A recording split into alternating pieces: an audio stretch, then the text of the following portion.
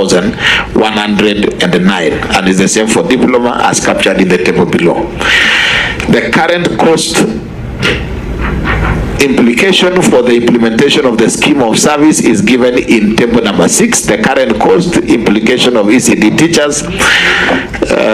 Chair, the certificate, we have 846 teachers with their monthly salary of 15,700 of 18,650, and the total amount for the certificate teachers is 189,334,800. For diploma, we have 509 teachers. The total amount is 151,099,704. For degree, we have 40 teachers. Their total salary is 15,585,600, and the total current cost that we spend on salaries for our teachers is 356,20,104. Financial implication beginning July 2025, and that is the time we will then have implemented fully the SRC scheme, is going to be 364,472,940, and that is fully implementing the SRC. So the deviation, Chair, is that we have to increase our allocation by only 8,452,836 for us to be in line with the SRC scheme of service. Annexure 4 is the circular from the SRC circulars on job evaluation and salary structure for ECD teachers and caregivers, and that is Annexure 4. Number 5, Chair, the measures that the county government has taken to ensure that the ECD learning environment is adequately resourced with learning and teaching materials, and that ECD teachers are engaged on enforceable terms with clear enforceable contracts with clear terms of service. The county government of Nandi has implemented a comprehensive strategy to enhance ECD centers and ensure that ECD teachers are engaged under enforceable terms of service. These initiatives reflect the county's commitment to strengthening foundational education and professionalizing the ECD workforce. And in specific terms, under A, to ensure that ECD learning environment are adequately resourced, the county has prioritized and allocated specific budget lines within the county integrated development plan, CIDP, and the ADPs. These allocations are dedicated to the procurement of teaching and learning materials. Additionally, the county collaborates with non-governmental organizations, the private sector, and development agencies to mobilize supplementary resources to supplement the resources allocated by government. Number B, regular needs assessments are conducted to identify specific material requirements for each ECD center, including books, play materials, digital learning resources. A transparent procurement process has been established to ensure that the acquisition of high quality materials, which are distributed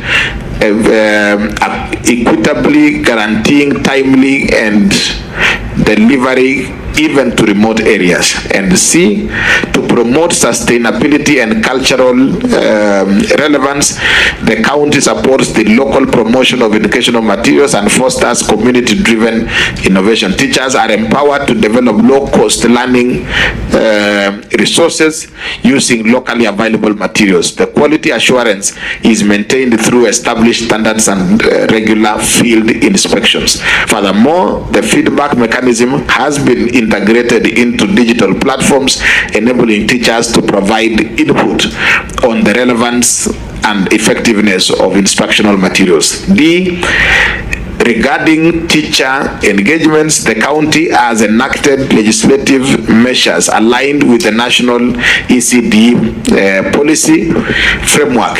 These provisions formally recognize ECD teachers as public servants with clearly defined roles and responsibilities. The recruitment process is conducted transparently and competitively, culminating in the issuance of formal contracts that outline the job description, remuneration, benefits, and grievance resolution mechanisms. County human resource officers have received specialized training on the best practices in ECD teacher management with clear contract enforcement protocols in place.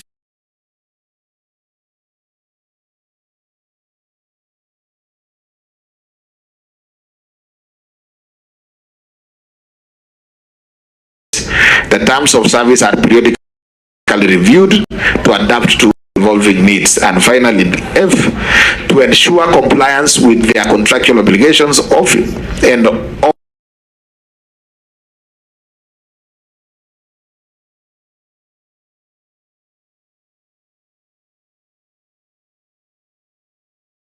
Additionally, teachers have access to the formal grievance resolution channels, including education boards, complaints registers, and the county ombudsman. The Annexure 5 chair is the ECD Center Assessment Tool. And number 6, the existing budgets and resources. We pause there first so that now we can address the issues on ECD, and then we come to TVET. Honorable Senators, who's ready to go? Senator Murango. Unfortunately, Honorable Senator Chirengei, you will have to come last. Senator Murango. Thank you, Chair. Your Excellency, please note the questions so that we can answer them in batches. Asante sana Mheshimiwa Mwenyekiti. Maswali yangu itakuwa machache kwa gavana. Moja ni kwamba juzi tulikuwa na Senator wa Nakuru. Na takwimu gavana Nakuru alikuwa senator pia, nadhani ndio maana kidogo nakosea. Na takwimu ambazo walileta Mheshimiwa Mwenyekiti ni kwamba darasa moja pamoja na kuweka vifaa ambavyo vinafaa kuwekwa katika lile darasa la ECD ilikuwa inagharimu takriban shilingi milioni 1.8. Nikifanya hesabu yako gavana sang ni kwamba katika ujenzi wa hilo darasa pamoja na kuweka vifaa kama zamani furnitures ndani, Nandi inagharimu takriban milioni 2.5. Ningetaka nijue ni kwa nini kuna utofauti katika bei ya kujenga na kuweka zamani katika madarasa ya watoto wa chekechea. Swali langu la pili ni katika mpango mzima wa kupatia watoto lishe. Katika magavana wamekuja hapa, moja ni gavana wa Nakuru, gavana wa Bomet, gavana wa Kericho, gavana wa Sinigishu. Wote gavana waliokuja hapa wako na mpango maalum wa kupatia watoto lishe ambao ni muhimu sana kuhakikisha kwamba watoto wanaenda shuleni. Najua katika Nandi kuna kama zile Somba, Sogol, Kapchorwa, Terik, Chemilo, Chemase na zingine ambao mwenyewe umedhibitisha kwamba hata walimu wa zile shule za chekechea wanapewa pesa maalum kwa sababu yale maeneo yana ugumu wa maisha. Kusema kwamba pia katika watoto wa chekechea pia wana ugumu wa maisha. Kwa nini hujafikiria kuwa na mpango maalum kwa kuhakikisha kwamba unapatia watoto lishe ili waweze kuja shuleni?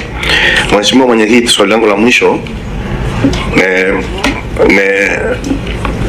kiataka nijue ya kwamba katika eneo la Nandi kuna madarasa yoyote ya chekechea ambayo imejengwa katika mashamba binafsi ambayo si ya kiserikali. Alafu utatuelezea ni kwa nini, kwa sababu tumepatana na jambo hilo katika katu zingine. Na ya mwisho ambayo utajibu baadaye ni kwamba kama gavana ambaye tunasema ni mchanga kimiaka, lazima kuwe na ubunifu. Kumekuwa na gharama kubwa sana, nimeona natumia takriban shilingi milioni 250 kuweka zamani ambazo ni furnitures katika shule za chekechea. Lakini juzi katika msitu wa Kemondi, serikali kuu kupitia wizara ya misitu wamekuwa akiuza miti na najua huko na vyuo maalum VCT ambazo mnafunza useremala na mambo kama hivyo. Kwa nini msiwe wabunifu kidogo kwamba kama ile miti kama serikali ya gatuzi mnaweza inunua alafu mkapeleka katika wale watoto wetu wanakaa katika zile vyuo vya VCT waweze kumjengea zamani na madawati ili kupunguza gharama na kuhakikisha kwamba watu wetu wanapata maendeleo. Asante sana Mheshimiwa Mwenyekiti. Thank you, Senator Mlango. Yes, Senator Kenywa, please go on record. Senator Kenywa. Thank you, Madam Chair. I'm sorry for coming in late. Karibu, Governor. My name is John Kenywa, Senator of Laikipia, member of this committee. Chair, let me first follow where members are asking, and I hope they ask me a question. No, your question has not been touched, and you'll be very disappointed because on your best line, he has done nothing on that. Senator, are you talking about Governor Sang doing nothing? On that particular issue. Okay. Senator Kamar. Yeah, thank you, Chair. I know Senator Kenywa's question is coming, but I'm also asking myself, Nandi is a very rich country. Food-wise, where I was born, if you wanted food, you go to Nandi, and they don't give you water to drink, they give you milk to drink. That's what we know about Nandi. So the question of food in an ECD is something that we really need to worry about if it is not being given. But you'll tell us why it became very difficult for you to serve even porridge. Governor, we know that children by 10 are restless if there is no food. So I don't know how they're surviving up to midday. But you can make a comment on that. But I know Kenywa's adrenaline is going up because of that one. I've seen the samples of the classrooms, and thank you, Governor. I think this sample is good. But I have a question always about the shape of the desk that we give to our children. Because if you put children in a row, they fight over the row. Because kids like space, and they like to own their space. I remember the first governors had a model that was called the hexagonal desk, and the hexagonal desk was very useful for the teacher as well as the children, because one, every child has their own space, and two, they can be taught from any modeling or whatever can be put at the center.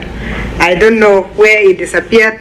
Currently, out of the 14, we are at least lucky we have found about 4 who still have hexagonal tables. Did you have before and you dropped, or it is something that has not come to your mind? Number 3, when we talk of 2 classrooms and a toilet, that is standard, we are happy with that. But what is in the playground of these children? Do we have playing equipment for them? Because for them it is play, learn how to behave between themselves. How are your playgrounds? Do we have any? Finally, is the numbers. By the way, I hope the Secretariat will help your Secretariat, Governor, to use tables more than narratives, because tables are very easy. And your very good explanation of question number 1, we lost a lot, because we are seeing 120, we see a figure of 78 million. We are not able to compare. It helps when they're in a table. All your other tables are very informative, but this first one is very good. It's very good to have it on a table so that you know what you have allocated to education. Out of that, what has gone to bursary, what has gone to VTCs, what has gone to ECDs. It helps us compare quickly, and in our final report to the House, we will be comparing all counties. So it may be necessary that they transform that. But my last question, Chair, was on the transition. We know Nandi County has a lot of students in secondary schools. Nandi secondary schools have a good population in North Rift. I think it's the second highest to Kericho. That's why we have a very good population. What is the percentage of these students going to the university? And I'm asking that because I know it is less than 50%. And when it is less than 50%, where are the other 50%? In relation to both your exit strategies to VTCs, and also how is the transition in Nandi from primary to secondary? Because the minute we understand the transition to secondary, then as the father of the county, you know the load you have of those who have left, who are nowhere. Because we have a lot of young people and parents who believe finishing class 8 as finished, and now we're in a critical situation because of CPC. So there is an issue on transition that we need to still look at. You may wish to answer that one now, or you can transfer it to when we are dealing with VTC, so that you tell us how much you are offloading of the class 8s to VTCs and how many you are offloading to TTIs and wherever. I think I'll leave it at that for now, Chair. Thank you, Senator Kamar. Before Kenya gets ready, I think I want to add, Your Excellency, a question on the infrastructure cost, which you've given at 2.342 classes.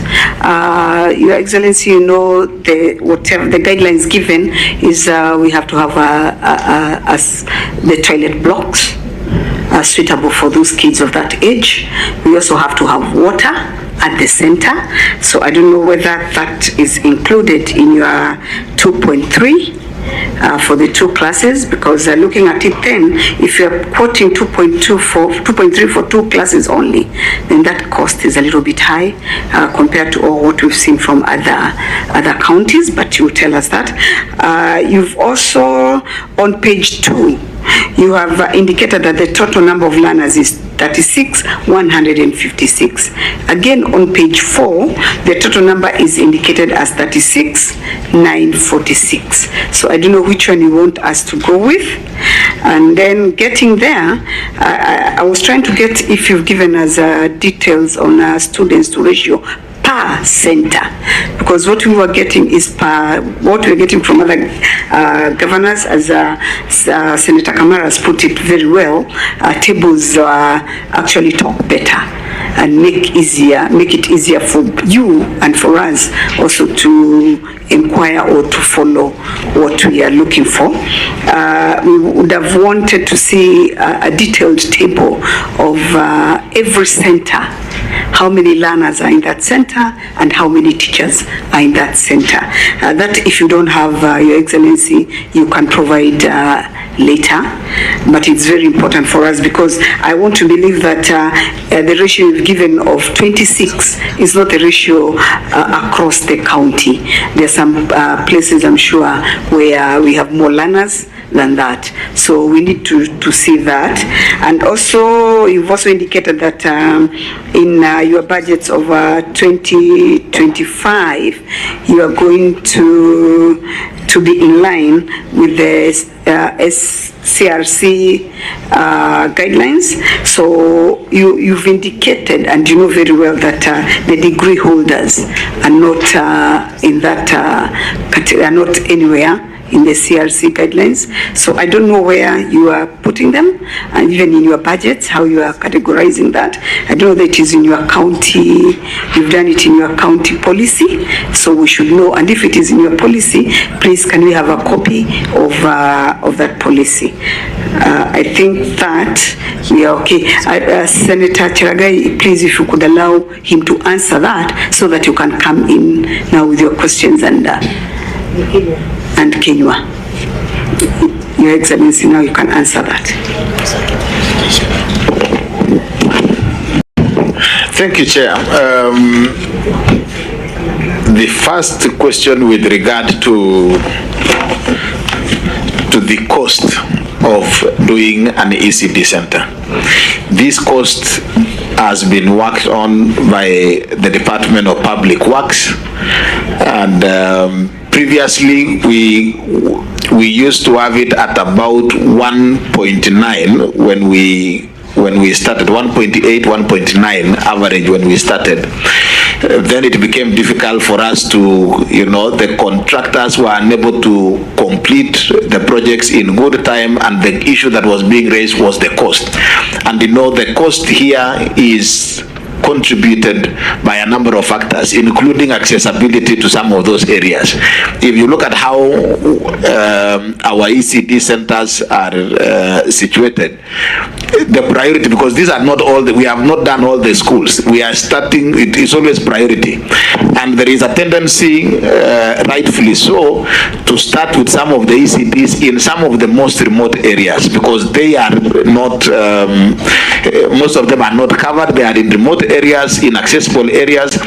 So sometimes the cost of even transport alone contributes in a very bigger way. So this average of 2.3 is the average figure. You will find others at 1.9, you will find others at 2, you will find others at even 2.4, depending on the exact location. I will give one example of an ECD center that we did in a very remote area, that even the materials had to be transported, in other situations, even by a donkey, because the satellite, this is one of the satellite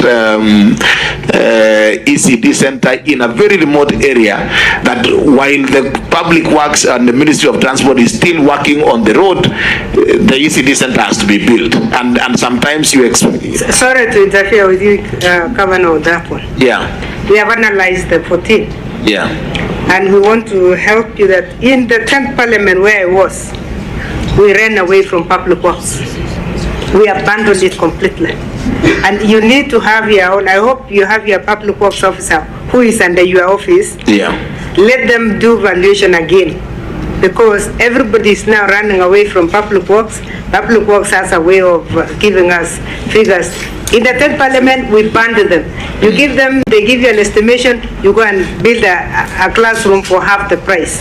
So I'm just giving you a tip that Public Works issue needs to be sorted out, and we have listened to that. You can go to the next question. Madam Chair, on a point of order, because I've just come right now. I had Governor saying that in some areas of Nandi, they transport material using donkeys. Yes. In an ECD, where you expect the small kids to be going to the same school. And it's wrong, because I am suspecting the routes there are supposed to be done by the county government. Has the governor done something about routes before? Because seriously, it's his duty. And where he's taking with donkeys is the same place you expect small kids to be going to school. What about if it rains? Okay. We'll add that to your questions. Yes. And I am saying that because of I am giving one specific ECD center in a place, and I know my senator knows Pemja, where completely, the accessibility to the place was completely impossible. We have, of course, subsequently done the road, but that was one of the ECD centers that we started with. And for us, really, we wanted to start from some of the most disadvantaged areas, even as we approach to the other areas that are more accessible. So I think I note your comments on Public Works and how to review that. That is well noted. The second question was from Murango, was with regard to the meals in our counties, in our ECD centers.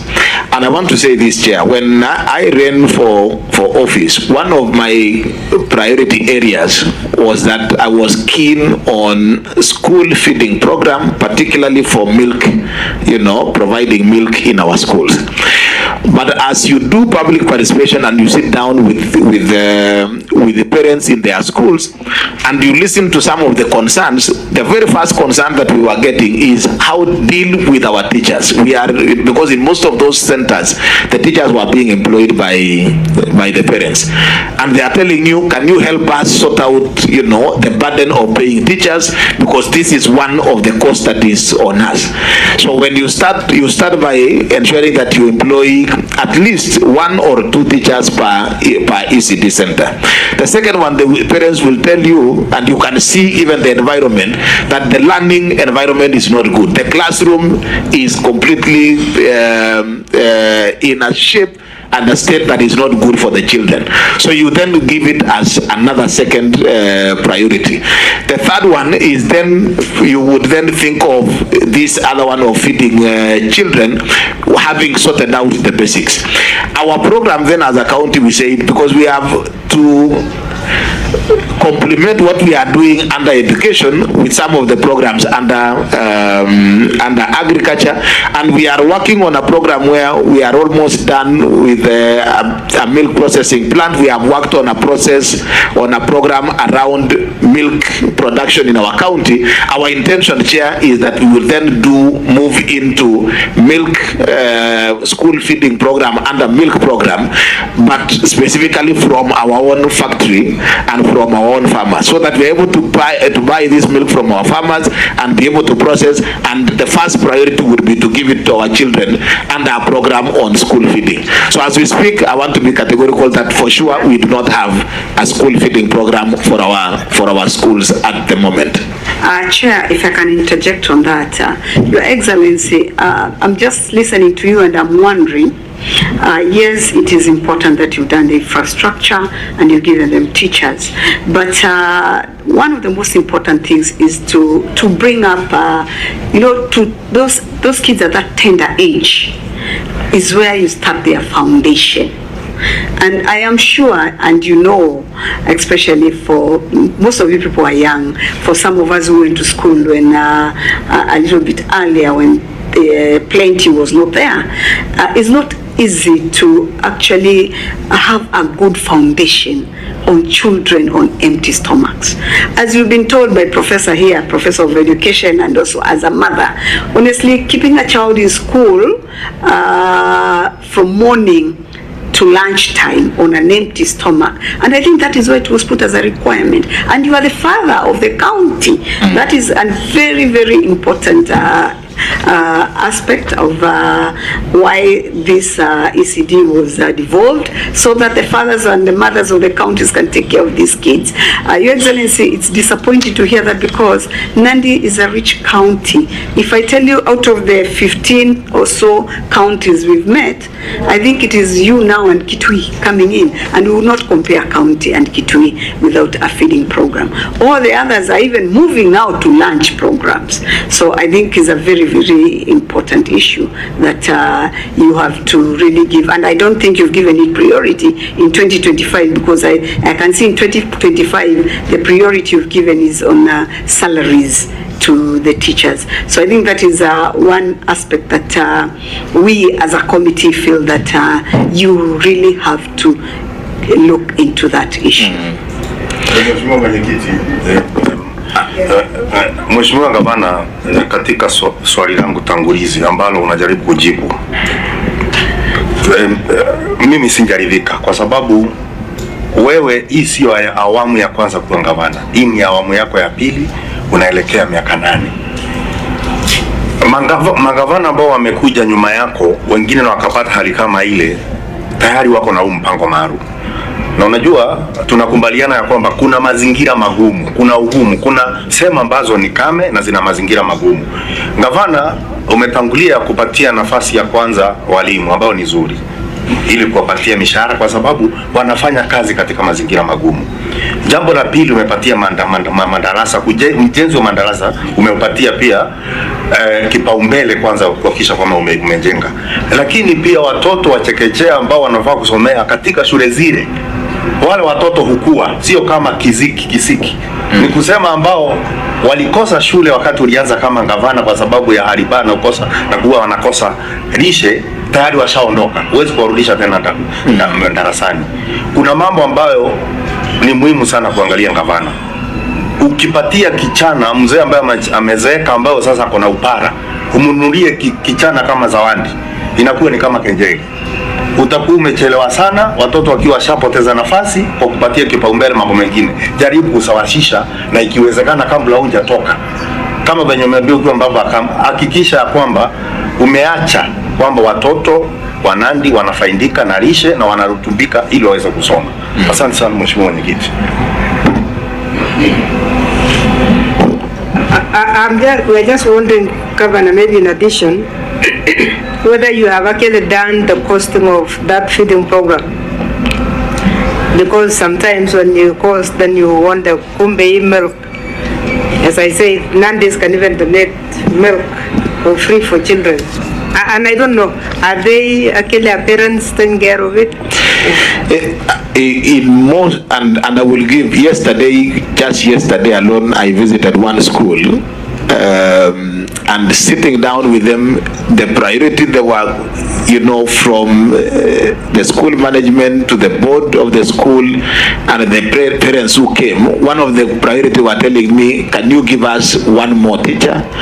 But I could see that they already have a school feeding program, and most of the primary schools, most of the ECD centers and primary schools have their own, parent-driven, school feeding program. That particular school, I even went to their kitchen, and that was just yesterday.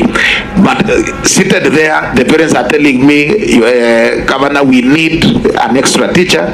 We are still paying, you have already employed 2 for us, but there is a 3rd teacher, and we want you to consider giving us an extra teacher. So in a situation where you are seated there, that is an example of just yesterday at Kiblengwai Primary School, where the kitchen was operational. They have meals for their students, and the critical priority for that school was the mention of the word an extra teacher, so that then we do not have to pay. So I think, and quite a number of them have this school feeding program. You go to them and you are opening an ECT center, they tell you we have a school feeding program. If Governor, as you give tea or bread for the primary school and any other person, sisi utununulie sukari, we are providing milk for porridge for our children, we are providing this. So it has almost evolved as a responsibility that most parents are taking care of.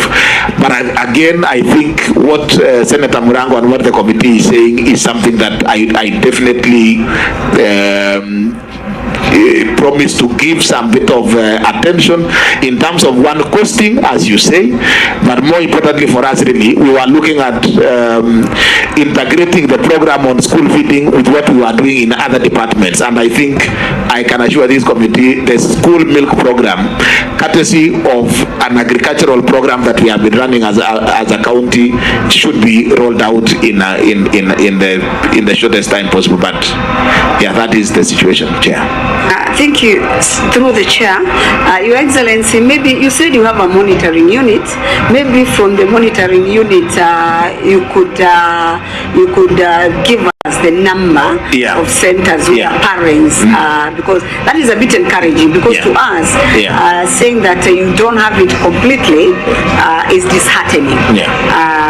Notwithstanding the fact that is a requirement, but if you are monitoring unit, and maybe give us a list of the centers where parents have taken responsibility, so that at least we know that by the time you start yours, Nandi County will be covered. I think, Chair, I agree.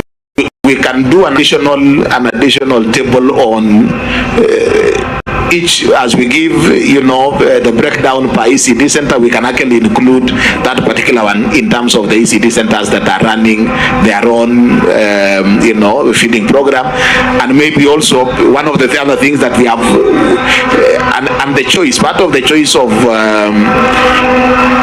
our our preference for milk program other than any other is also informed by the nutrition. You know, we got a report on the nutrition status of our county, and we realized that even as we work on any feeding program, it has to be nutrition sensitive so that it complements already what our children are missing out.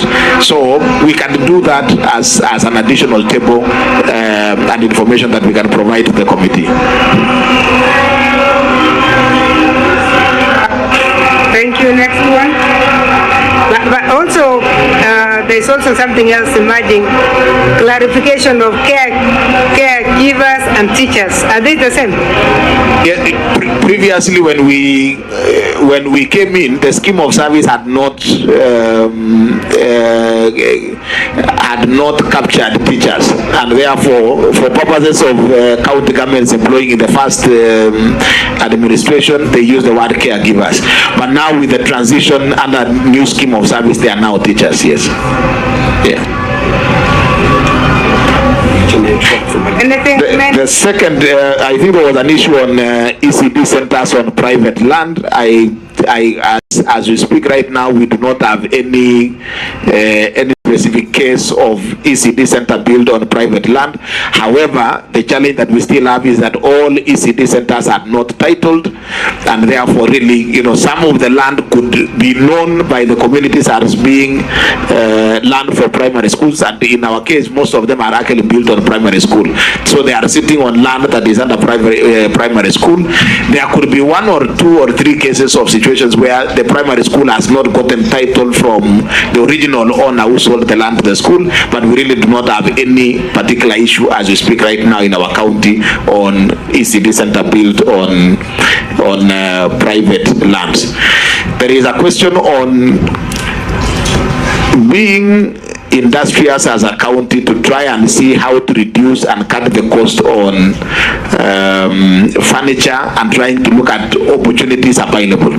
I would say, Chair, we started a program when we started the building of ECD centers. Our initial approach was to use our VTCs and provide them with resources so that the students and the trainees in our VTC centers help us in building ECD centers. We realized that their capacity was a bit, they were overwhelmed with that capacity, and we decided to still then go for contractual, for contracted services. We are now building the capacity of our ECD center, VTCs, and we think that moving forward, there could be a chance that we can use our VTCs to try and do some of these furniture for our schools, but we would say as at now, we have given you the samples, and we think some of those samples are better than, you know, the wood ones that could easily be built by our vocational training centers, but it is something that we can take up and see if we can be able to reduce that cost and utilize our vocational training centers. Again, your comments on the shape of the table is noted. If you look at the one that we have, the rectangular ones in most of our schools now, they are made in, the students or the learners are arranged in a manner that they can actually be taught from either side. It's better than the desks that we used to have. So we think that this one can work, but I think we could still pick up the hexagonal, structure, tables, and see whether we can actually improve and go on that, because we want to create a better environment for the same. Playing equipments, we provide, again, the priority for us really has been what I have indicated, the teachers and the structures and the furniture. In a few of the schools, parents have contributed and parents are supporting in terms of some of those playing materials. We provide a little bit of the playing materials that are used within the classroom, but for the playing field, most of our children actually, utilize the same field that that our primary schools and lower primary schools are using. So as at now, because of the budgetary constraints, we have not been able to develop an absolute program around school playing fields and equipment for the primary, for the ECD. Maybe again, as taking advice from what you have already advised us before, is that maybe costing a sample, would help us, so that as you engage, you already know how much would it cost. And even some of the partners that we work with, we have tea estates in Nandi County, we have some of the corporates who could actually be willing to support. Then maybe what we need to do as a county would be just cost, look at what the model of a playing field that is required, so that if you then have a development partner or you want to do samples, you can then have a cost for that. And that is well. Maybe Governor, you are Chief Officer or CC in charge of ECD. Can go and observe how children play with grown-up children, well, ECD kids actually play, because it's sometimes a disaster. They are pushed out, they can't play, they can't do anything. But when we are talking of ECD, we are talking of slides, we are talking of swings, we are talking of seesaws, in an isolated area that is theirs. Because we also went to a very sad situation where the ECD built their toilets close to the toilets of the other kids. And ECD children can't reach their toilets. By the time they reach there, they have even done their things on the way, because the grown-ups just walk in and push them out.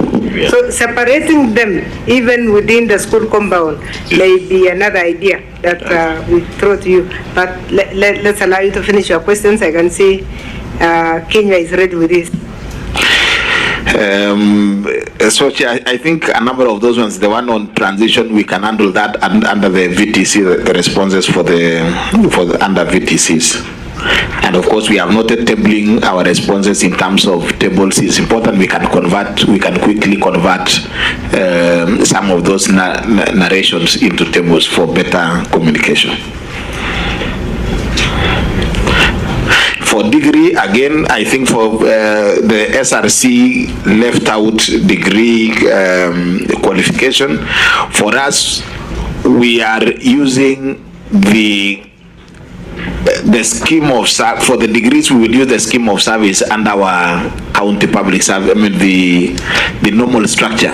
We have degree holders for the various jobs, whether it is human resource officer, whether it is anybody providing at that level. So we are using the job group for a degree holder for any other county staff. So that is going to cover in the meantime. But we still think that it is important for maybe even for you as a Senate to find out from SRC why a degree, so that then we get proper advice as to why the degree was left out. But for us, we will put them under the normal job group for all the other degree holders, for all the others, any other profession within the county. Your Excellency, I was just on the same. You want to tell me, if you had a degree holder who is an agricultural officer, you'll pay them the same salary you're going to pay the ECD teacher? The job group, yes, that is what we are looking at. So that which is they start from which job group, and how much do you pay them? Job group K. And how much do you pay them? It is 32, and we can confirm that it's about 32.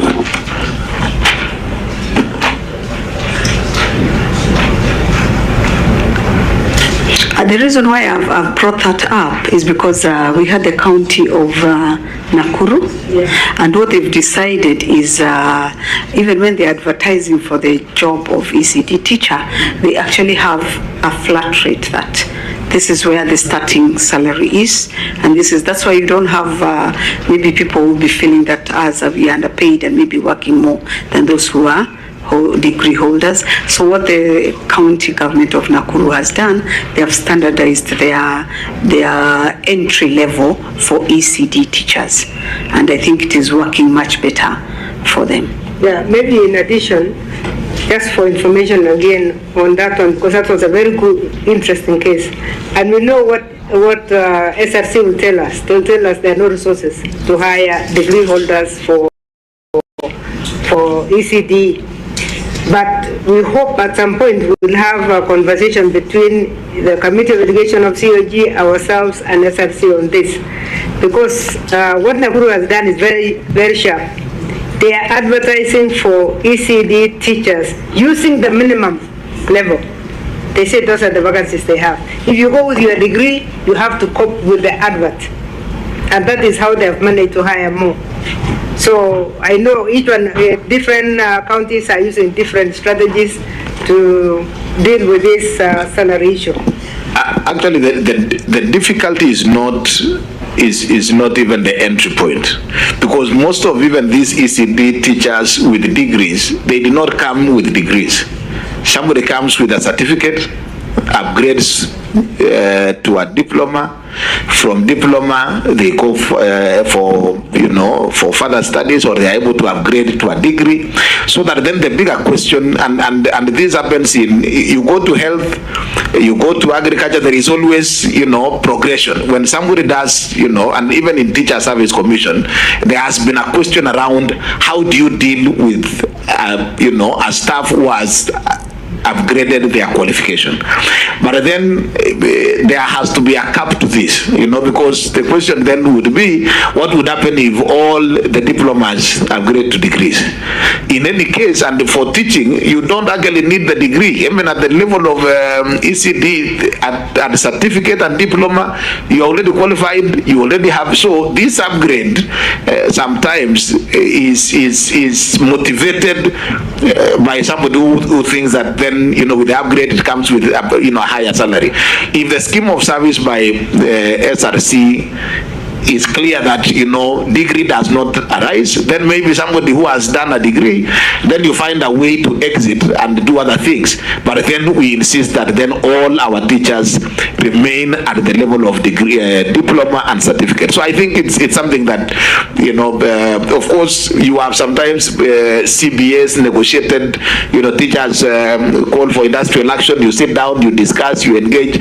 In a situation like this, when we had not gotten a proper scheme of service and advisory from SRC, we ended up, treating our ECD teachers with a degree just like any other staff within the county. But I think the scheme of service for ECD teachers should be clear, and as we get that clarity, we should be able to just, so that an ECD teacher knows you can upgrade from the certificate to diploma. That is the end of, the scheme of service for ECD teachers. If you go for a degree, maybe then proceed also to a master's and probably PhD, and then go teach maybe in colleges or in the universities. I think that for us is something that we are looking at. Thank you, Excellency. I think I'm reminded that you wanted to leave at 11, and we agreed on that as a committee that we are going to be brief. So, Senator Kenywa, what we have, we can send them as supplementary questions, which the governor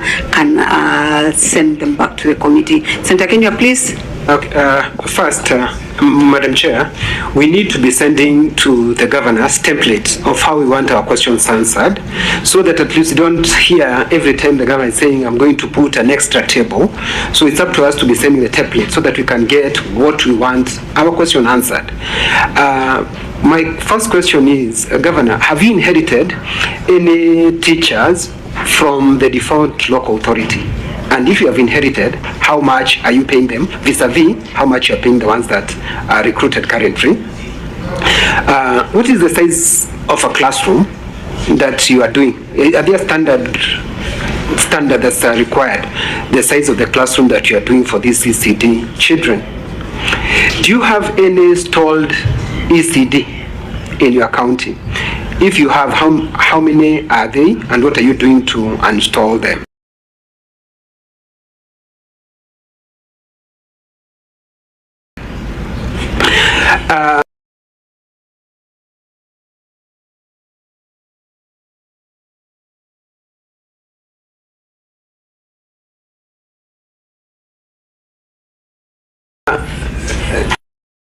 Governor Sang, I have been saying so much about you here, hoping you'll do the best. And in terms,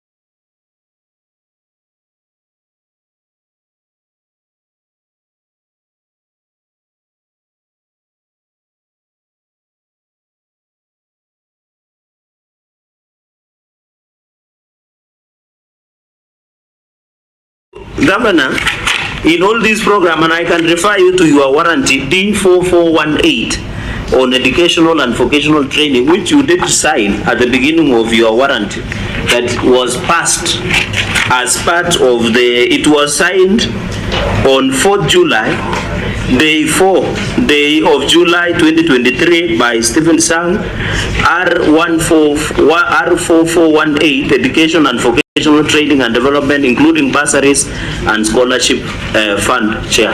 So, Chair, those are my only 5 questions. Chair, those are my 5 questions. Thank you, Senator. Senator, maybe there's a question I want to rephrase for you, the way we've been doing it in this committee, and that is on bursaries. We are all aware that the bursaries have been stopped. So what we've been asking as a committee is what the governor gave us bursaries in the year 2023-2024. Your Excellency, if I can have your ear, I think you know it very well that bursaries is not a function devolved. And the question which was going to come on bursaries is, why are you using money on bursaries while ignoring your function of ECDE, whereas you have the capacity as a governor or the Council of Governors to push for money to follow that function of bursaries, because the monies actually you indicating that you're using on bursaries, to us it's not a devolved function, so you're using other funds, and that is actually the question which should have followed, and that's why I requested I rephrase his question on bursaries, because even if you give us a list of who you've given bursaries, for us as it is for now, I think it will not help us much, because bursaries are not supposed to be a function of the county government. What you should be fighting for is the national government to release the funds to follow the function. So yeah, you can go ahead and answer. And again, maybe to reassure the senator that we will very soon visit Nandi County. So if you can point out the areas you would like us to visit, so that we can also be fair, because you are talking with the governor, we don't know, we've not done our oversight, so really we cannot emphasize on what you're saying before we do the emphasis, but we can use your good counsel, your good information when we go for our oversight visit. Thank you, Governor. Yeah, maybe just I agree with you, and I'm aware there is a court matter, but I'm surprised even my governor did not join Irungu Kangata to go to court to fight for bursary, but that is beside the point. But Chair, in I'm using his response. He says in financial year 2023 to 2022 a total of 6,908. I agree, bursaries has been stopped by Ethiopian Court of Law, but because it will appear in the audit query, we really want to know these children 6,904. Because the information I have, some of these children are those children that beneficiaries. So that even as we cross Chair. Senator, I agree with you. Okay, and that's why I said, let me rephrase the question for you, so that we can concentrate on ECD. Ours is to ask, why are you using that money on bursaries and not on ECD, so that we don't divert our function on bursaries. Chair, a number of questions there to answer, but I think what Senator Kinyua said is critical, that if we got, for example, clear guidelines on how to respond, on specific how you would want us to give the responses, we would definitely do that. Because if you look at the responses that we have given, maybe it is not easy to pick out, but really if you say in this manner, including even what my own senator is saying, providing a list of the beneficiaries, if that was indicated as a requirement, we would do it, because the details of those students are there, and therefore making those insinuations of ghost is in bad faith. But I think if you guide us, Governor, I agree with you, and I think the Secretariat has taken note. So in the subsidiary questions we are going to ask, we are going to be specific, because there are quite a number of issues like the ratio and the centers that will come to you. That one, you've taken note of it. Again, the size of the classrooms is the standard size as prescribed by the Ministry of Education guidelines on the specific designs. So the specific designs are standard classrooms. 8 by 6. Okay. 8 by 6 meters. Senator, there were some guidelines which were given by the Ministry of Education. Yeah. I asked that question because there are some counties we are doing different. We tried to understand that they could not. So I think we use the Ministry of Education standard guidelines. Again, in terms of the number of teachers that we inherited from local authorities, we inherited 5, but they have all since retired, and that so they are no longer within the service. In terms of I very well note the question and the issue on school feeding program. I think we have had a very detailed discussion on this. I note your concerns, but again, as indicated, we would submit supplementary information indicating the status of the school feeding program, the schools that are feeding their students, and those, I mean, that list will be provided with all the other additional information that you have requested. And if there is any capitalization from your side. Yes, we will do that. The other question is Senator Cherargei has asked with regard to the 136 teachers who are on contract. So we actually converted all our teachers to permanent and pensionable, with the exception of 136 teachers who are over 50 years. In terms of engagement on P&P, the human resource guidelines do not allow somebody who is beyond 50 years to be engaged on permanent and pensionable. So we have the few 136 teachers are over 50 years of age.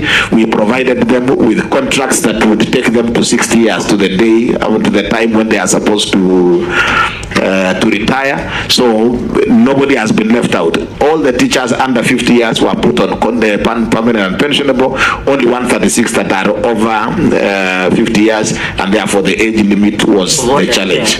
Point of order. I thought, sir, Governor, you are a lawyer and you know what the Labor Laws and Employment Act, where does it say you can give somebody 10 years contract? Because even people who are 50 have more experience. Which law? I'm sure they're given renewable contracts, Senator. No, but I'm saying the law does not even allow you to do a contract beyond 6 months, and that is why even UHC are demonstrating outside. And Chair, we have canvassed this. Is this not a contravention of Article 27, where this is discrimination against people who are 50 years? Contract employees, even 4 years contract is given. You know, you give somebody a contract for 6 years, a contract for 3 years. That is allowable by the law. And for us, really, what we are saying is that we have to provide mechanisms of ensuring that these teachers who are beyond 50 years and cannot be integrated within the payroll at the age of above 50 as permanent and pensionable, we have to provide them with the same. And we are also giving them contracts on the basis with a salary exactly the same as the ones in permanent and pensionable. So nobody is disadvantaged. We are just engaging them on the same. Senator, let the governor finish. So that it does not mislead. No, let him finish. Where will they get gratuity? Because, Chair, we know when you retire, and you are better placed to understand. You must get at least something in your retirement. So that is why, Senator, that is why Governor's answer is sufficient. That's why he said, according to the guidelines, this is the HR guidelines, that people over 50 cannot be put on permanent, and also contractual employment is allowed. That's why we have people who are working for the governor, like advisors. All of them are on contract. Chair, I don't have a problem, but the concern is this is discrimination, because they are not, you know, me and you are on contract for 5 years, the advisors, it is specified. But under the ECD Act, which we did pass, It is very clear. Even when you ask him of service through Teacher Service Commission on ECD, it cannot be under Article 27 that you are discriminating somebody based on age. And you know, after this, somebody might sue Nandi County. But you know, Senator, this actually, I think the question came from inherited teachers, those who are in the county governments. I think that is very clear. But it is not teachers that they have employed that they can sue them. These are the teachers they inherited from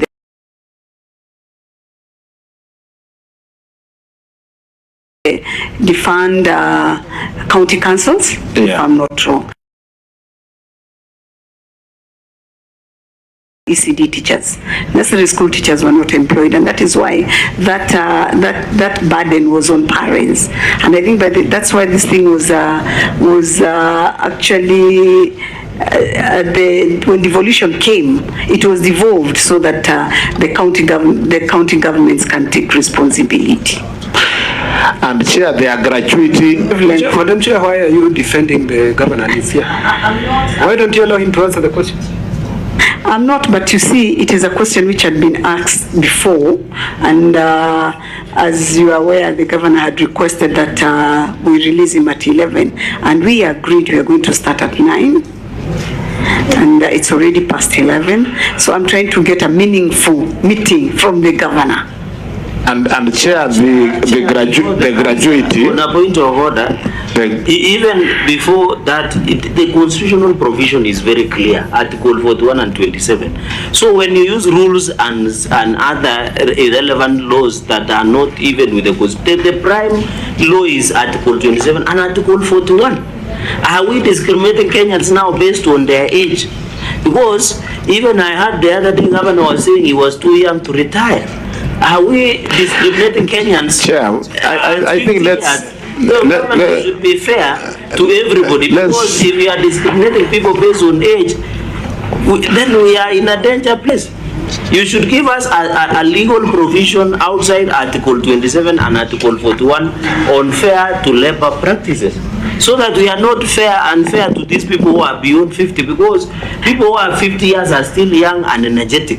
Senator Cheragei, please let us make a move, because that is a question which can go to Labour, and I think you can come up with a statement which can go to Labour. But I thought the answer based on also employees and the issue. Yes, ECD. But they talked about salaries. That's why we are talking about the salaries and their earnings, Chair. So I thought it is fair if he answers, unless you will take this answer without the issue of salary. Then we can now take it to Labour, because he is the one who answered those questions. Because, Chair, remind you, we need to be the people of our word. The governor said on record that I'll confirm all ECD teachers and people on contract on PNP. My question was simple. Why is he using age to discriminate other employees within the county? And you remember, Chair, this comes at the backdrop when the payroll scandal emerged, where even EACC are following up that matter, where more than people are being caught in employment role. So my question is, can he give a better answer than discriminating on Kenyans above 50 years? I hear you, Senator. Governor. But Madam Chair, you must stop Cherargei from bringing some pronouncement of public clarity about what Governor said, whether he's going to retire or not, because it's not part of this committee. Senators, I urge you please to let us move. Let us make a move. Senator Cheragei, please, can we make a move? Can we make a move? And if you have a supplementary question on it, please let us note it. Let us note it, and then we move on. It's already 11, and he had requested that. Guidance, maybe so that the governor wants to go to the State House meeting. I needed your guidance. Is it now that looking at the time and you said you release him at 11, what will happen with the issue of VTC, so that I'm well guided? Do we defer to a later date, or what will happen? So that as he answers, we can close it there. Senator, as he answers, just give me 1 minute, I consult. Okay.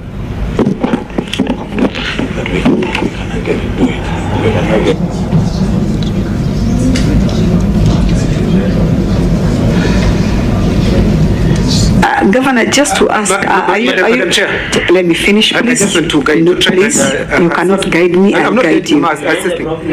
Senator, you cannot guide me. No, I'm wondering because the state of You cannot guide me. Let me guide the meeting. Your Excellency, I was just wondering how much more time you can give us. Chair, you will remember that the invitation was to be at 9 and then it was changed to 11, then it was changed to 9, and we acceded to it because of another engagement that we had been invited to State House. That does not change. I am ready to proceed until we are done with the committee work. Great, because what I was going to rule was that we can actually defer this and continue when we get to the county, because when we do the county visit, the oversight visit, we'll have to see the governor first. But if he's comfortable, we can continue with question number 6. And if you allow, senators, we can move and make progress. Chair, I wanted the evidence of that he has been invited to State House. I don't think that is our mandate. The governor has told us that. So, Chair, we would be very excited as a county to host the committee, and any of the supplementary issues that have been raised can be addressed in your county visit. That will be okay with us, and we are happy to do that. But I think we'll work very hard to make sure that Senator Cherargei is available on that day. We'll work with your calendar so that we can reassure you that we are ready to do our oversight mandate as a committee. Governor, please, we can continue to question. But I think I was just concluding that particular response on the 136. I think it is important to just have the record straight that, Chair, we have converted everybody that could be converted by law into permanent and pensionable. The 136 is because of the Public Service Commission guidelines, and we can provide those guidelines, and the people who can change the guidelines is really not county governments. It's the House, it's Parliament of Kenya that can then amend those. However, in ensuring that nobody is discriminated, is that the 136 teachers are entitled to gratuity, and they will get their gratuity, and therefore nobody is disadvantaged on account of being contract, because they will get their gratuity as provided for again by law. But again, we are ready, as counties, we follow the law, and that is why we do that. So question 6, Chair.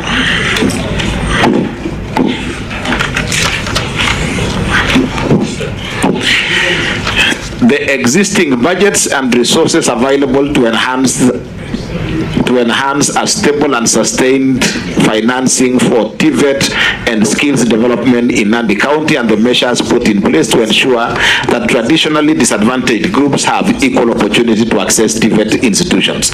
And the response, Chair. Senators. The Nandi County boasts of a network of 20 public vocational training centers strategically distributed across the county. These institutions currently have a total enrollment of 2,400 trainees, comprising 1,404 males, and which is 58%, and 996 females. Among the total enrollment, 48 trainees, 2%, are persons with disability, PWDs. Regarding the financing of vocational training centers within the county, the allocated budget has progressively increased over the years. In the financial year 22-23, the county allocated 22.7 million, followed by Kenya shillings 27.5 million in financial year 23-24, and Kenya shillings 39.8 million in financial year 24-25 for vocational development. Additionally, the county has committed Kenya shillings 25 million annually in capitation grants for financial year 23-24 and financial year 24-25. These grants are specifically designated for infrastructure development, procurement of training tools, and acquisition of essential equipment. To support financially disadvantaged students, the county bursary of Kenya shillings 30 million in bursary sponsorship during the financial year 23-24, benefiting 2,400 needy trainees across the region. The vocational training centers in Nandi offer diverse skills, range of skills tailored to meet industry demands. These include hairdressing, tailoring. Governor, let me guide you there. Just put it as it is. Measures, sorry? Yeah, we leave it as it is. Yeah. Measures implemented to ensure equitable access for disadvantaged groups. One, strengthening access to vocational skills training through the establishment of fully equipping 20 VTCs strategically distributed across the county. Additionally, the county is currently constructing 7 new VTCs to further enhance accessibility. Conducting extensive community sensitization initiatives during public participation forums and religious gatherings to raise awareness on available vocational training opportunities. And C, implementing targeted sponsorship programs where county bursaries are specifically allocated to disadvantaged groups to promote inclusive access to education and skills development. And we have Annexure 6A, the list of VTCs, Annexure 6B, the enrollment of trainees in VTCs, and Annexure 6C, the bursary allocation in terms of percentages. Number 7, Chair, the best practice or lessons learned and the challenges faced in the implementation of ECDE and education and the county vocational education and training centers. The best practices for the implementation of ECDE and in Nandi County. 1, comprehensive training and teaching and training methodologies. The adoption of an holistic approach to teaching and training that fosters well-rounded child development is key, including physical, cognitive, emotive, and spiritual growth. Creating of supportive learning environment, investment in the construction of ECD classrooms, procurement of age-appropriate furniture, and provision of curriculum compliant teaching and learning materials to ensure optimal educational setting. And C, enhance employment condition for our teachers, implementation of the measures aimed at improving the recruitment, retention, and working conditions of ECD educators to promote high-quality teaching standards. And D, strategic partnership with Kenya Literature Bureau in strengthening collaboration with the KLB to facilitate the provision of high-quality instructional and learning materials that align with the national curriculum. And finally, consistent employment of qualified ECD teachers, ensuring that there is regular recruitment and placement of professionally trained and certified ECD teachers to maintain high standards of early childhood education. The challenges in the implementation of ECD in Nandi County is the resource. 1, the resource constraints. There are significant limitations in the available resources which adversely affect the recruitment of the adequate number of qualified teachers, the procurement of essential teaching learning materials, and provision of comprehensive training on curriculum-based education.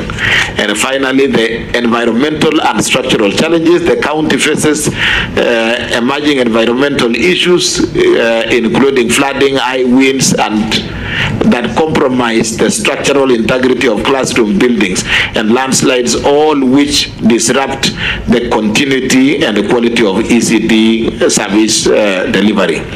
Key lessons learned in the implementation of ECD in Nandi: strategic partnership, enhanced program capacity. The collaboration efforts with external partners such as commercial banks, county pensions fund have proven instrumental in building capacity and expediting the execution of ECD programs. And B, active stakeholder engagements, resource provisions, consistent involvement of stakeholders, particularly parents, substantially augment the county government initiatives by ensuring that necessary resources are available available to support ECD education. The best practices with regard to VTCs is one, partnership for skills development.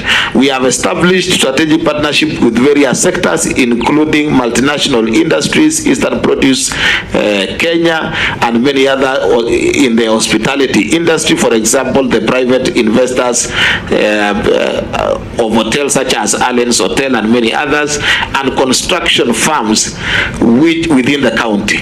These alliances facilitate apprenticeships and on-job training and the donation of essential equipment, thereby enhancing skills development. And B, stakeholder collaborations for youth engagements, collaboration with religious organizations and local community leaders to raise awareness among the youth about the opportunities available in VTCs. This approach fosters community support. And C, inclusive and gender responsive measures. We are implementing an inclusive policies by reserving bursary sponsorships to disadvantaged groups. This ensures that we have equitable access to training programs and promote gender responsiveness within the initiatives. And D, promotion of income generating activities, encouraging VTCs to integrate income generation activities into their programs. Production workshops such as those offering tailoring and carpentry not only provide practical training but also generate some revenue to sustain institutions. These best practices collectively contribute to the robust and inclusive development of VTCs, ensuring that VTCs remain responsive to the evolving needs in the community. The challenges in the implementation of VTCs program, societal stigma and cultural bias. Vocational training is often unfairly perceived as a pathway for those who may not have succeeded academically. There is therefore necessitating additional resources to counter such negative stereotypes. High student attrition rates. Many students discontinue their training due to insufficient financial support. Their economic challenges or combined with the tendency for some students to seek immediate, casual, and other forms of employment after acquiring only limited skills significantly undermines the program retention. Number C, gender stereotypes in course enrollment. Persistent gender biases limit participation in VTC programs. For example, beauty therapy is predominantly associated with the females, whereas building and construction is typically viewed as of male domains, thus restricting cross-gender participation in various fields. Inadequate resources for training, tools and equipment. The chronic shortage of necessary tools and equipment hampers the effective delivery of practical training, adversely affecting the overall quality of education provided by the centers. And E, limited geographical access to the training centers.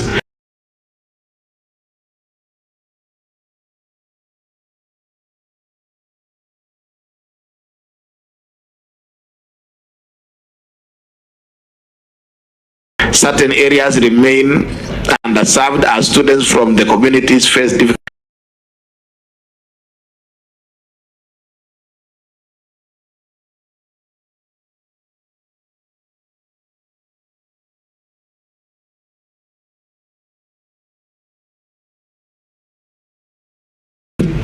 competition from national TVET institutions. VTCs encourage and training institutions as a challenge. This is compounded by the lowered entry requirements to institutions such as those offering Kenya Certificate of Primary Education. Each of these challenges must be addressed through targeted policies, and the lessons learned from the implementation of VTCs enhance enrollment through stakeholder engagement, and B, effective partnerships and collaborations. Strategic partnerships with organizations such as KCB Foundation, Tujiajiri Program, Computer Aid International have not only boosted enrollment figures but also enriched the quality and scope of training. Industry sponsorship leading to trainee absorption. Firms that sponsor trainees, particularly in sectors like hospitality, often secure a pipeline for skilled labor with sponsored trainees, frequently transitioning into employment with these firms. And D, impact of county government sponsorship. The introduction of government bursaries has had a marked effect on the enrollment rates, increasing from 1,600 students in 2016 to 2,400 students in 2025. This outcome underscores the critical role and the financial support in expanding access to vocational training. Diversification of the funding sources. Over-reliance on government funding has led to delays in the program implementation. The county now actively engages partnerships with non-state actors and promotes income generation activities and alternative funding sources, thus ensuring greater financial sustainability. These insights collectively highlights the importance of stakeholder engagement, strategic partnerships, and diversified funding in enhancing the effectiveness and sustainability of VTC program in the county. Number 8, Chair, submit a copy of the scheme of service for ECD teachers adopted by the county governments. Please find attached a copy of the scheme of service for ECD teachers as adopted by the county. This document outlines the roles, the responsibilities, and that is annexure. That is captured under Annex 8. Annex 8. Number 9, Chair, provide a copy of the ECD curriculum that is implemented in the county, and please find attached the ECD curriculum, and that is Annex 9A. We have the pre-primary 1 curriculum, Annex 9B pre-primary 2 curriculum, 9C rationalization of learning areas. The county government of Nandi hereby expresses its gratitude to the Education Committee of the Senate for the support and the oversight in ensuring that there is efficient administration of county affairs, particularly within the education sector. In keeping with our steadfast commitment to administrative excellence, we will diligently review the recommendations arising from these committees' deliberations and thoughtfully incorporate the insights into our subsequent policy implementations. Thank you, Chair. Yeah, can I get instructions? I'm going for another meeting just Okay.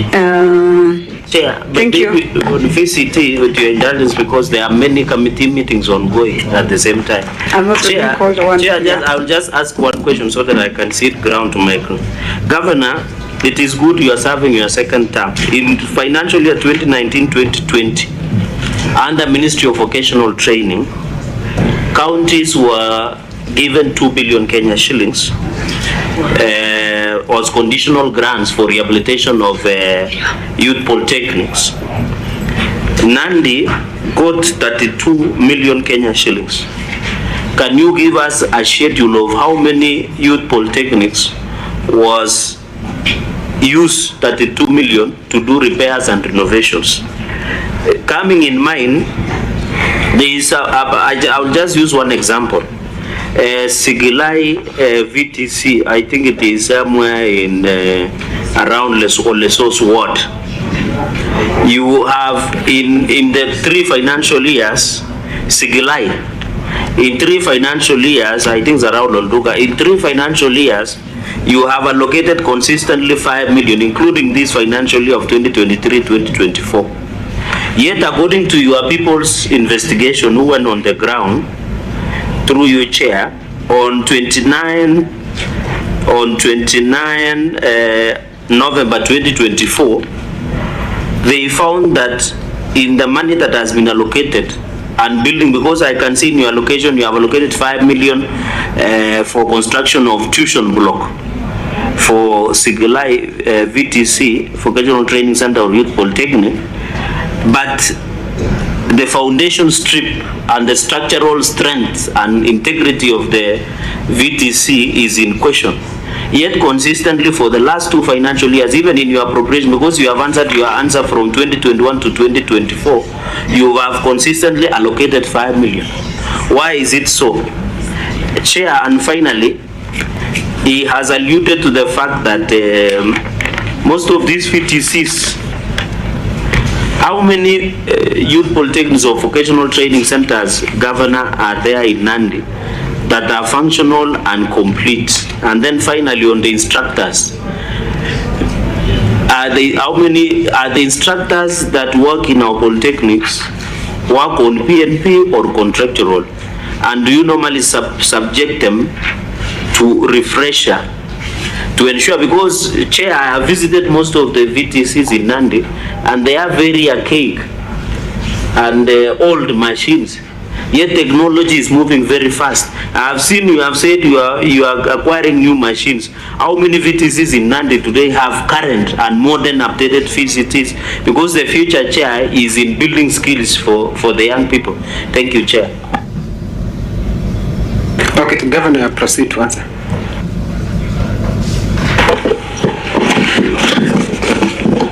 As indicated, we have 20 VTCs in Nandi. Part of the challenge that we have said is that there is challenge because of financial constraints. We are unable to provide all the required equipment and modernize all those equipments. But we provide them with regard as per the budget, the budgetary as the budget allows. So you may not say that we have modernized all the 20. We keep on improving and providing the necessary equipment as we get resources.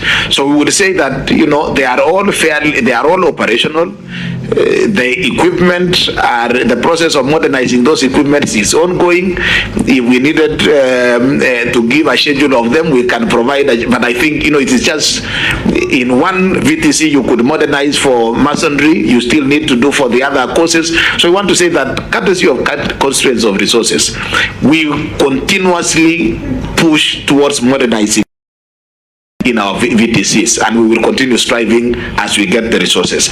Again, for provide that schedule, because that is not an answer that we can give it right here. We can provide a schedule of how many VTCs, what was done with the 36 million, because that is a specific question that you have asked here. It wasn't part of the request at that point. Governor, it is 32 million, not 36. Okay, 32 million, yeah. Sigilai VTC, we are doing administration block within Sigilai VTC. The cost of it is, the budgeted figure was 5 million. I will need to confirm the exact contracted sum. With regard to the integrity of structural integrity of the building, that is, we are hearing from you. We do not have an issue with that, and therefore if there is need to check, we can check that, but really that is not within our knowledge, as it were. Yeah, but Governor, you have your own public works team. I didn't say, but in your own report on 29 November 2024, your people visited Sigilai and they did that report. Unless you are saying you are not aware what is happening, it would be a fair answer. But they visited on the ground. Where is the report? And the report is there. Where? I have it. Just share the report. I will table it before the committee. Yeah. Chair, I will table it with the committee, but the fact remains that the integrity construction of that, and Chair, you know, Governor, you have said you allocated 5 million and you are not aware of contract sum. The question is, as I conclude, Chair, is on this 5 million, the integrity foundation of the building is in question. We have closed the financial year of 2023-2024, where governor in our NTD 4118, one of apart from Swirwa, Metete, Kipsebo, Kaptel, Serem, Cheptarit, one of the VCTs, one of the VCTs I'm asking is on Sigilai in Olesos Ward that received 5 million. So my question is, the governor is not aware of the report, is not aware whether 5 million have been expended, nor the contracts are. So it would be fair that the money was allocated. But when you go there, because I visited there personally when I went to SEK Koimur in Oluka, there is nothing on the ground. It is still a bare. So the question is, where did this 5 million go? So again, as you can hear, the senator is saying the ground is bare, and then says the integrity is in question. So really, we just Governor, if I can guide on this, Senator, with all due respect, if you can make that one of the projects we are going to visit, because it is your word against the governor. So if you can, we can make it one of the projects when we go to visit, and at the same time, because I can see you've got so many questions on TVETs, and you are the #1 oversighting as person, I don't want to call you an officer, senator of that county. I can see you will not be able to interrogate these questions very well. And since we are planning a visit, and I said we are going to go by your calendar and the calendar of the governor, of course, we can handle this issue of TVETs when we go to Nandi, and it can be a substantive agenda when we go to Nandi, so that we can exhaustively exhaust all the issues on TVETs, because I can see the governor is actually has very good responses compared to what we've gotten from other governors. What we are lacking are actually figures for us to compare, as it was put by the vice chair. So I would guide that since our meeting includes a visit to the county, Governor, if it is well with you too, as it is for the committee, I can guide that we do the TVETs when we visit the counties, because we need to give a report, and we'll have to give a report after a visit, so that we are able to give a fair report to both our senator, or the senator of Nandi, and the governor of Nandi. Madam Chair, can I ask my question? I don't need to be answered, so that when we go there, at least you'll have prepared, as the way he did for Chirage. Just asking the questions. Yes. Governor, mine is, what is the cost of training in the VTCs? 2, Chirage, I wish you could also listen to the questions, because I'm sure you'll have your own version of answers when we go, because they're just questions. Get the answered. No, I want to listen. Okay, just 1 minute. Are you guiding me to wait? Go ahead. Okay. Governor, why not increase bursaries to these VTCs students if there is high student attrition rate? The last one, in your response, you gave bursaries to 2,499 students in VTCs, yet the enrollment is 2,400. Did you give bursaries to students outside the county? Madam Chair, I don't have anything useful to Okay, Governor, also maybe what could be as a subsidiary question is, can you give us the percentages of transition of students from class 8 to TVETs and from 4 to university, so that it can guide us to know how many other kids you are leaving out, those who you've not been able to mob and put them somewhere, because that is why I think that's where the issue of TVETs comes in, so that we can be able to help your county in mopping up the students who have not been able to transit to the universities, and also how you are dealing with the stigma, as you have put it here very well, of TVET's been seen like an institutions which are taken by those who have not excelled well in examinations. I think that way we are going to be fair to you, so that with all the other subsidiary questions that we're going to have, our secretariat will forward, and then when we visit you, because we'll have a courtesy call, of course, and we'd expect you maybe to even accompany us to your best and your worst, because every county has got the best and the worst centers, so that we can at least come up with a fair report on Nandi County, which will be satisfactory to both you and the oversighting senator, as per se, and this committee which is responsible for oversighting this particular function of